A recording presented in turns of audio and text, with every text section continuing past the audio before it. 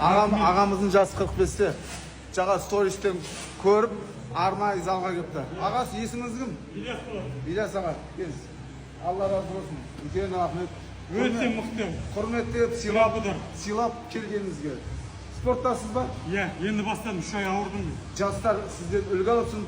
Ауырмаңыз, күш қуатты мықты болыңыз. Тағы да құрметіңізге рахмет. Айтқаныңыз, Рахмет аға, рахмет.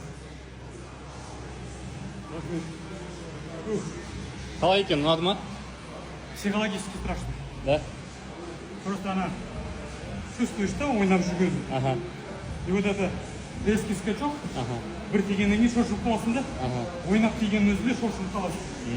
И уже кішкене почкадан тиген соң уже қойды. Ары қарай шықпай-ақ қойып алады. Мықты жігіт, молодец.